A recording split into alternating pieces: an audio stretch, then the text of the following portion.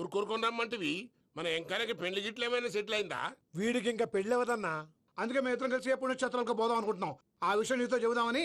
ఏం మాటలు బాబాయ్? లేకపోతే ఏంట్రా, మీ నాన్న పోతూ పోతూ నిన్ను నా చేతిలో పెట్టిపోయాడు.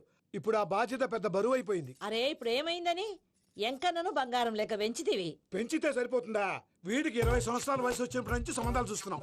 మొదట్లో వర్షాకాలంలో వర్షాలలాగా విపరీతంగా వచ్చాయి. తర్వాత ఎండాకాలంలో వర్షంలాగా అప్పుడప్పుడు వచ్చాయి. ఇప్పుడు కరువు వచ్చినట్టు అసలు రావడమే మానేసి. బాబాయ్, జీవితం తోట లాంటిది. అందులో మనం తోటకూర లాంటి వాళ్ళం. తోటకూరతో పప్పు చేసుకోవచ్చు, వేపుడు చేసుకోవచ్చు, అంతేగాని రసం సాంబార్ చేసుకోలేం కదా. సంబంధం గురించి మాట్లాడుతుంటే సంబంధం లేకుండా మాట్లాడతావేంట్రా? సంబంధం ఉంది పిన్ని. నా డ్రీమ్ గర్ల్ కనిపించే వరకు పెళ్లి చేసుకోవాలని చెప్పాను కదా. నా చిన్నప్పటి నుంచి ఏ మాట చెబుతున్నాడు. ఆ డ్రీమ్ గర్ల్ ఎక్కడుందో ఎలా తెలుస్తుంది? నాకు తెలుస్తుంది. తుఫాన్ వచ్చే ముందు హెచ్చరికలాగా ఆ అమ్మాయి ఎదురుపడినప్పుడు నాలో కొన్ని కదలికలు వస్తాయి. తను నా దగ్గరకు వస్తుంటే గాలిలో గులాబీ పూలు వాసన వస్తుంది. అంతెందుకు, ఆకాశంలో సూర్యుడు 1000 రెట్ల కాంతితో నా పక్కన నిలబడినట్టుంటుంది. సూర్యుడు పక్కన నుంచుంటే కనిపించేది అమ్మాయి కాదు, యముడు. నీ ఫ్రస్ట్రేషన్ నాకు అర్థమైంది. ఒక విధంగా పెళ్లి లేట్ అవడం మన మంచికే. మంచిగా? మరి ఇప్పుడు మన ఇంటికి వచ్చేది కోడిపిల్ల కాదు, ఆడపిల్ల. కోటి ఆశలతో వస్తుంది. అందుకే ఆమెకి ఏ ఇబ్బంది లేకుండా ఫ్లాట్ తో పాటు ఫర్నిచర్ కూడా కొన్నాను. రేపు నానో కారు కూడా వచ్చేస్తుంది. ఇప్పుడు నేను పెళ్లికి రెడీ. జస్ట్ నా డ్రీమ్ గర్ల్ కనపడమే లేటు. చూసావా అన్న, ఎక్కడికి వెళ్ళా మళ్ళీ ఆ డ్రీమ్ గర్ల్ దగ్గరికే వస్తాడు. వీడికి జన్మలో పెళ్ళేయట్లేదు. ఇక మన పోదాం పదవే. నేను పరిశ్రమ కుక. మన ఎంకన్న జాతకంలో దోషం గిట్లుందేమో జర చూపిద్దాం.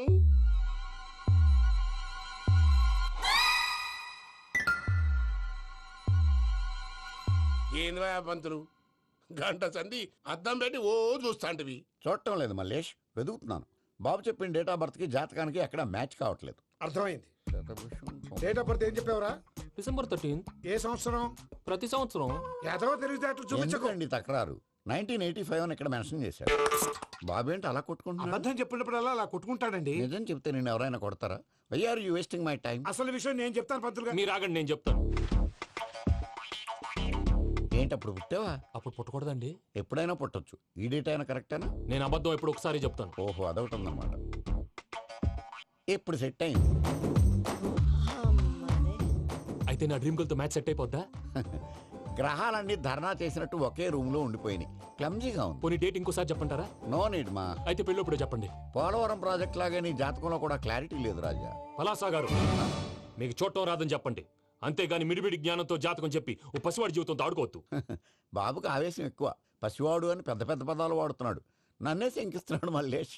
ఏలే, జర పరిశ్రమలో ఉండి అట్లా మాట్లాడతాండు. నువ్వే మంచి మనసు చేసుకుని ఇష్టం ఎందుకు చెప్పరాదు? దాన్నే ఉందిలేరా మళ్ళీ. బాబుకు త్వరలో విదేశీయానం ఉంది. ఇది కరెక్ట్ గా చెప్పారు. నీకు దైవభక్తి కూడా ఎక్కువ. ఇది కరెక్టే. ఇవన్నీ ఎంత కరెక్టో నీ పెళ్లిలో ఉన్న సస్పెన్స్ కూడా అంతే కరెక్ట్. మరి సస్పెన్స్ క్లియర్ అవడానికి ఏం చేయాలి? ఈ టైప్ సిచ్యువేషన్స్ లోనే నేను గవ్వలు నేను నమ్ముకున్నాను. మిమ్మల్ని నమ్ముకున్నాను. ఈ గవ్వలు నేను బాగా కలిపి వేస్తాను. ఆ. అన్నీ బోర్లా పడితే నీ పెళ్లి అవుతుంది. ఆహా. తిరగబడితే నీ పెళ్లి అవదు. సగం అటు సగం ఇటు పడితే ఎటు కాకుండా పోతాం.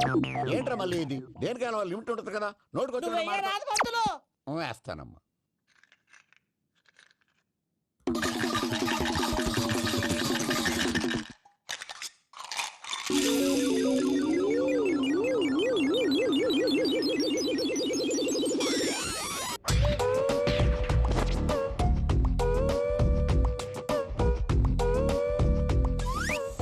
పోదకూడదు బాబు. జాతకం మనం రాయకూడదు. ఆ. ఉన్నది చదువుకోవాలి. దీని అర్థమైంది పంతులు గారు. మీవాడు కూడా ఈ గవ్వలాగే ఒంటరిగా మిగిలిపోవచ్చు. అలాంటి మాటలు అనొద్దు పంతులు గారు. ఇంకోసారి ట్రై చేయండి. తప్పు బాబు. సృష్టికి విరుద్ధంగా ఏ పని చేయకూడదు. అది కాదు, ఇంతకు మీరు సరిగా కలపలేదు. ఏం పెద్దమ్మా? పిల్లగాడు చెప్తున్నాడు కదా, ఇంకో పాలంటే ఏ రాదయ్యా? ఆవేశపడకండమ్మా, అలాగే వేద్దాం. ఏముంది ఇందులో? ఒకసారి కాపాడుతు లేస్తున్నాడు.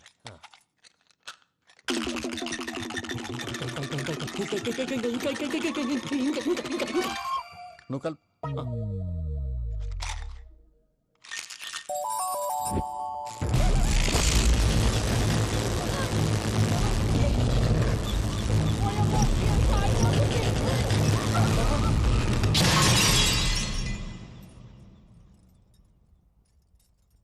చూసావా, ప్రకృతి విరుద్ధమైన పనులు చేస్తే ఎలాంటి ఫలితాలు వస్తాయో. దానికి దీనికి సంబంధం ఏంటండి? నిజానికి జాతకం వల్ల లైట్లు పేలకూడదు. ఇల్లు పేలిపోవాలా? పంతులు గారు ఇప్పుడు ఏం చేద్దాం? ఒక్క ఫోటో తీసుకుందాం. నువ్వు కూర్చోమ్మా, గవ్వ కాంబినేషన్ కావాలి. ఎందుకండి? గవ్వ నిలబడ్డం ఎవరైనా చూసావా? పాలపంత వచ్చినప్పుడు వింత అనుకున్నాం. ఇది అంతకంటే పెద్ద వింత. ఫోటో జంక్ చేసే. ఇంక నువ్వు లేవచ్చు రమణ. త్వరలోనే ప్రపంచం అంతమైపోతుందని టీవీ 9లో చెప్తే నమ్మలేదు. ఈ పరిణామాలన్నీ చూస్తుంటే నమ్మాల్సి వస్తుంది వెంకటరమణ. ఈ జాతకుడికి పెళ్ళంటూ జరిగితే ఒక నెలలో జరిగిపోవాలి, లేకపోతే జీవితంలో పెళ్లి యోగం లేదు. ఇంకోటి ఉందమ్మా, త్వరలో నీకు రాహుగ్రహ ప్రభావితుడైన ఒక కేతువుగాడు పరిచయం అవుతాడు. దాంతో నీ జీవితంలో పెనుమార్పు సంభవిస్తుంది.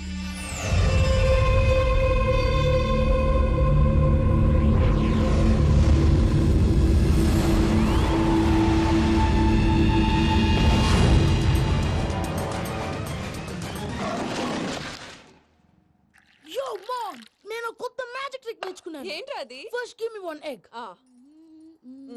Yeah, drop it here.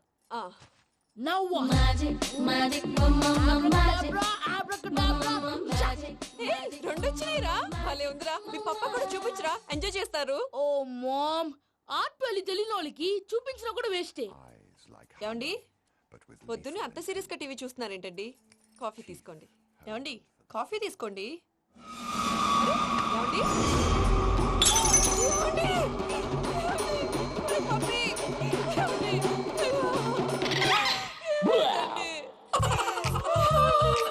Oh, mama, what happened? ఎందుకు ఏడుస్తున్నావు? మీ పప్ప చచ్చిపోయాడ్రా.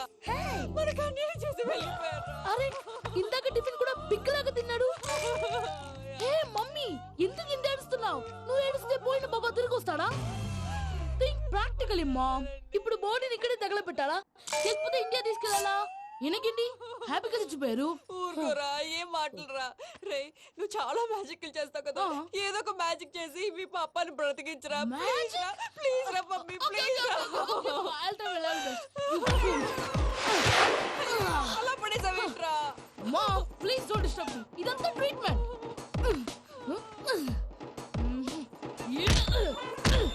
గట్టిగా కొట్టకురా, చచ్చిపోతారు. ఆల్రెడీ చచ్చిపోయాడు. ఇలా కొడితే బతికే ఛాన్స్ ఉంది. అవునా? It's called pumping treatment. అయితే కొట్టు.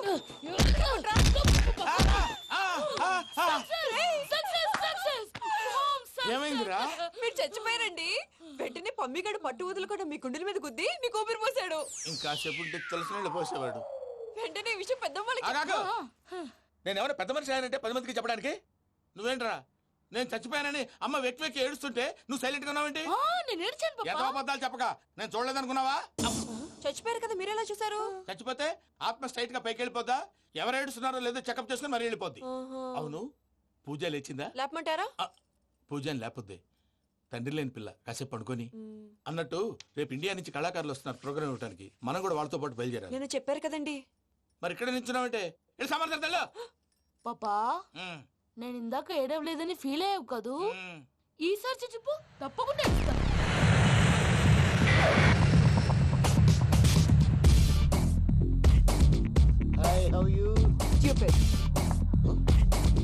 ఏడు కోట్ల వాడ పంతులు గారు నా పెళ్లికి 1 month డెడ్ లైన్ పెట్టిన విషయం నీకు తెలుసు. నువ్వు తలుచుకుంటే ఎక్కడైనా ఫిక్స్ చేసేయగలవు. కొంచెం తొందరగా చేసే స్వామి ప్లీజ్. నమో వెంకటేశ.